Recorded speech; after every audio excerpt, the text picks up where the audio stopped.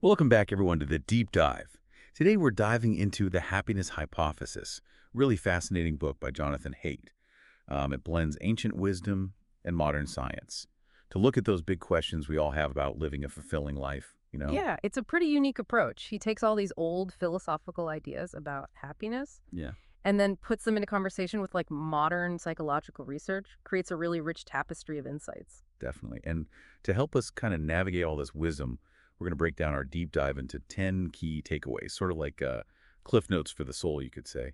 First up, Haidt tackles the idea of the divided self. He uses this really interesting metaphor of the rider and the elephant to illustrate this inner conflict that we all experience. Yeah, it is a powerful image, isn't it?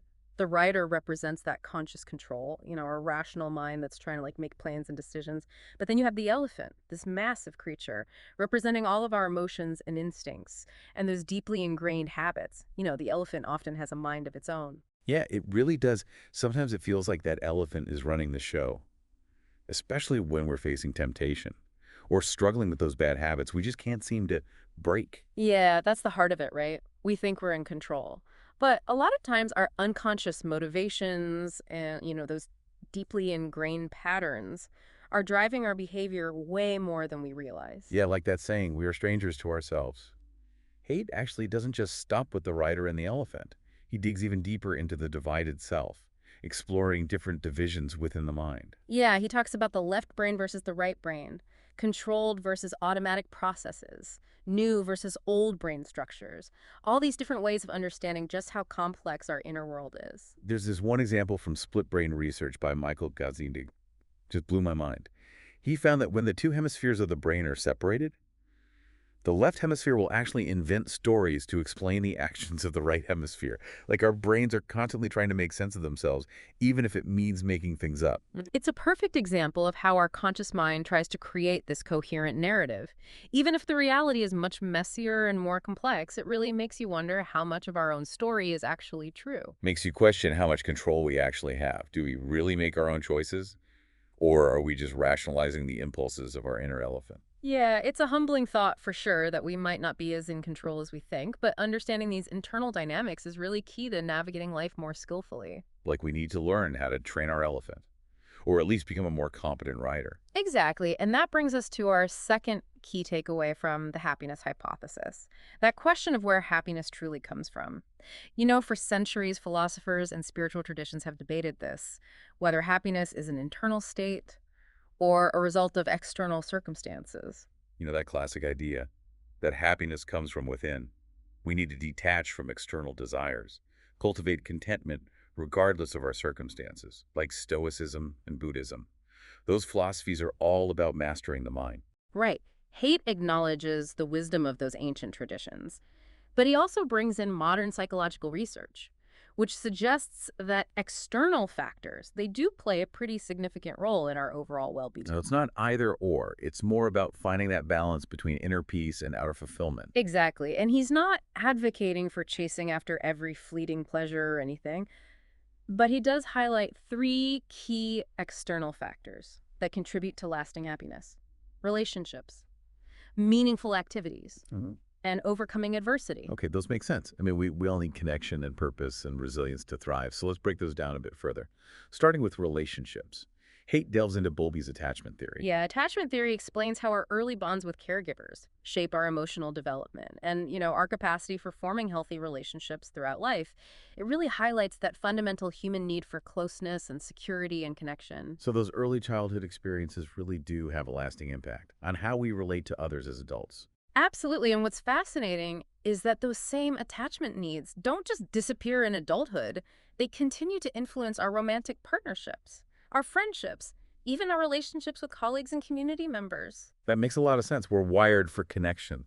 And having those strong supportive bonds is just essential for our well-being. It's like our emotional immune system needs those close relationships to function properly. That's a great analogy. And speaking of feeling good, let's move on to the second factor: meaningful activities. Haidt explores Csikszentmihalyi's concept of flow, that state of complete absorption and joyful immersion in an activity that challenges us and captures our attention. Flow. Yeah, we've all experienced that, right? Whether it's getting lost in a creative project, Hmm. having an engaging conversation, or even just focusing intently on a challenging task. Time seems to fly by, and you feel completely energized and present. That's the magic of flow. And Csikszentmihalyi's research shows that experiencing flow regularly is a major contributor to happiness and fulfillment. But it's not just about hobbies and leisure activities, right? Haidt argues that finding flow in our work is crucial for feeling a sense of purpose and satisfaction. Exactly. It's about aligning our skills and interests with our daily activities, finding those sweet spots where we're both challenged and engaged. And that brings us to our third external factor, overcoming adversity. Okay, this one might seem a little counterintuitive. How can facing challenges and setbacks actually contribute to happiness? Isn't that the opposite of what we want? It seems paradoxical, but Haidt introduces what he calls the adversity hypothesis. It suggests that while some people are understandably broken by hardship, others emerge from these experiences stronger, wiser, and more connected to what truly matters. So it's not about seeking out suffering, but recognizing that adversity is an inevitable part of life and that it can actually be a catalyst for growth. Precisely, he shares this incredibly moving story about a man named Greg, whose life was shattered when his wife left him and took their children. It's a heartbreaking story, but what's amazing is that Greg eventually found a way to rebuild his life, discover new sources of meaning, and even experience a deeper sense of gratitude and compassion for others. Wow, that's a powerful testament to human resilience. It's like going through the fire can forge a new kind of strength within us. That's a beautiful way to put it, and it's a reminder that our capacity for growth and transformation is often greater than we realize. Now let's shift gears a bit. Explore the third key takeaway from the happiness hypothesis, the moral dimension of experience. The moral dimension, that sounds intriguing. What does that entail? So Haidt introduces this idea of divinity as a third dimension of experience, separate from closeness and hierarchy, that influences our judgments and experiences. Okay, I'm following so far. But what does divinity actually mean in this context? Is he talking about religion? Not necessarily as using the term more broadly, to encompass our sense of awe and wonder and connection to something larger than ourselves. It's that feeling of transcendence that can arise from various experiences, whether it's a spiritual practice, a profound encounter with nature, or even a moment of deep connection with another human being. I see. So it's about tapping into a sense of meaning and purpose that goes beyond our everyday concerns, connects us to something more profound. Exactly. And Haidt uses disgust as an entry point into this moral dimension. It might seem strange, but disgust, which initially evolved to protect us from physical contaminants, has expanded to serve moral and spiritual purposes. That's fascinating. So our sense of disgust, which is so primal and visceral, can actually influence our moral judgments and beliefs. Precisely, think about cultural taboos around food, sex, and death. These ideas often tap into our sense of disgust to reinforce moral boundaries and social norms. It makes you realize how deeply intertwined our biology and our morality really are. It's not just about rational thought. Our emotions play a powerful role in shaping our values and beliefs. And speaking of emotions, Haidt contrasts disgust with the emotion of elevation, a feeling of moral uplift inspired by witnessing goodness, kindness, or selflessness. Have you ever felt that surge of warmth and inspiration when you see someone act with extraordinary compassion or generosity? Oh, absolutely. It's like seeing the best of humanity on display. Yeah. And it gives you this sense of hope and possibility. That's the power of elevation. It reminds us that we're not just self-serving creatures driven by survival instincts. We also have this capacity for empathy, altruism, and a deep appreciation for goodness. It's like those viral videos of people helping each other in times of crisis. They restore your faith in humanity. And speaking of feeling connected to something larger than ourselves, Haidt also explores the emotion of awe. Yeah, awe is that feeling of being overwhelmed by something vast and incomprehensible, something that transcends our ordinary understanding. Think about standing beneath a starry night sky, witnessing a breathtaking natural wonder, or experiencing a profound spiritual insight. Those moments when you feel completely humbled and awestruck by the beauty and mystery of existence, they can be so powerful and transformative. Exactly, awe has the power to shake us out of our everyday routines, expand our perspective, connect us to a sense of wonder and possibility. And it's not just about individual experiences, right? Yeah. Haidt ties this all back to research on ritual and community. He highlights the work of William McNeill, who studied the power of synchronized movement to create social cohesion. Right, McNeill found that activities like chanting, dancing, and marching, often found in religious and military contexts, can create a sense of unity, belonging, and shared purpose.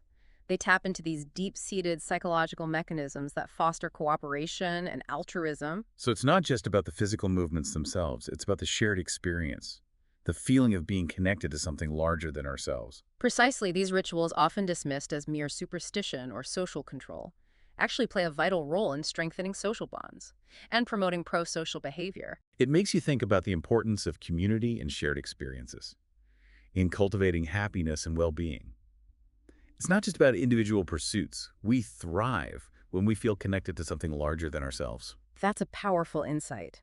And it brings us to the final section of the happiness hypothesis, where Haidt tackles the ultimate question: what is the meaning of life? That's the big one, isn't it? The question that has plagued philosophers and theologians for centuries. I'm curious to hear Haidt's take on this age-old mystery. Yeah, it is a big one, and Haidt approaches it with a, refreshing blend of honesty and insight. He acknowledges that the search for meaning can be frustrating, especially if we're looking for that one grand universal answer to explain it all. Yeah, we want that easy button to figure out the meaning of life. Right. But Haidt suggests that instead of agonizing over what is the meaning of life, maybe we should be asking, what information do I need to understand my life better? Oh, I like that shift in perspective. Yeah. It's less about finding that single answer and more about just gathering those pieces to, understand our own unique puzzle. Exactly. It's about self-awareness, understanding our relationships, our place in the world. And it also ties back to, our earlier discussion about Csikszentmihalyi Mhm. and that idea of vital engagement, finding that sweet spot where our work is both meaningful and indeed enjoyable. Right. And Haidt uses Ben Franklin as a great example of someone who really embodied this idea of vital engagement. Yeah. Franklin wasn't just a successful businessman. He was also a writer, an inventor, a diplomat. The list goes on. He was constantly learning, growing, using his talents to make a positive impact on the world. He's a great example of someone who found purpose and fulfillment in, many different aspects of his life. It wasn't just one thing that defined him. That's really inspiring. It Yeah. shows us that meaning doesn't have to come from just one grand pursuit. Yeah. We can cultivate purpose in so many different ways. Absolutely. And this brings us to Haidt's idea of cross-level coherence. It's this fascinating concept that to truly understand ourselves, we need to kind of zoom out and look at the bigger picture. We need to integrate insights from different levels of analysis, our physical selves, our psychological selves, and also the, social and cultural forces that shape our lives. So it's like putting together a giant puzzle, looking at all the pieces, Uh-huh. our biology, our psychology, our social environment, to see the full image. Exactly. It's about recognizing the, complex interplay between these different levels of our being. For example, understanding how our brain chemistry influences our mood, but also how our social connections and cultural upbringing shape, our values and beliefs. It's all interconnected. That's such a helpful framework for understanding, the human experience. It allows us to appreciate the complexity of who we are without getting bogged down in, one narrow explanation. Exactly. It's about embracing nuance, acknowledging that there are multiple lenses through which we can understand ourselves and, the world around us. Well, we've covered so much ground today as we wrap up our deep dive into the happiness hypothesis. What would you say is the most valuable takeaway? I think for me, it's this: happiness isn't some finish line we cross. It's an ongoing process. We cultivate it through our daily choices, through nurturing our relationships and engaging with the world in meaningful ways. It's about building that fulfilling life brick by brick with all its complexities and challenges. And as promised, let's recap our 10 key takeaways from the happiness hypothesis so you can really integrate them into your own life. Number one, the human mind is divided, just like the rider atop an elephant, navigating the tension between conscious control and automatic processes. Number two, happiness comes from both within and without. We need to cultivate inner peace, but also create external conditions that support our well-being, like strong relationships, meaningful activities, and the resilience to overcome adversity. Number three, our early attachments shape our emotional development and influence our relationships throughout life, highlighting that profound need for connection and belonging. Number four, flow is a state of joyful immersion in activities that challenge our skills and capture our attention. It's like finding that sweet spot where challenge meets mastery, and it can make our work and hobbies incredibly rewarding. Number five, the adversity hypothesis suggests that facing challenges while difficult can actually lead to post-traumatic growth and deeper meaning in life. It's about finding those silver linings in the storm clouds. Number six, the moral dimension of experience encompasses our sense of awe, wonder, and connection to something larger than ourselves. Whether it's through spirituality, nature, or meaningful relationships, Tapping into this dimension can bring profound meaning to our lives. Number 7, disgust and elevation are powerful moral emotions that shape our values and beliefs. Disgust, though primal, can influence our moral judgments, while elevation inspires us to strive for goodness and compassion. Number 8, rituals and synchronized movement like chanting or dancing can foster social cohesion and activate altruistic motivations, reminding us of the power of community and shared experience. Number 9, finding purpose in life often involves aligning our actions with our values. It's about striving to do good while also doing well, much like the inspiring example of Ben Franklin. And finally, number 10, understanding ourselves requires looking at the bigger picture, integrating insights from the physical, psychological, and sociocultural levels. It's about embracing the complexity of who we are and acknowledging the interconnectedness of our inner and outer worlds. And there you have it, 10 key takeaways from the happiness hypothesis that you can reflect on and apply to your own life. Thanks for joining us on this deep dive into the happiness hypothesis. We hope you found these insights as thought-provoking and inspiring as we have. And if you're looking for a deep dive into your own happiness, we highly recommend checking out Haidt's book. It's a truly transformative read. Until next time, keep seeking, keep learning, and keep diving deep into the world of knowledge. Happy exploring!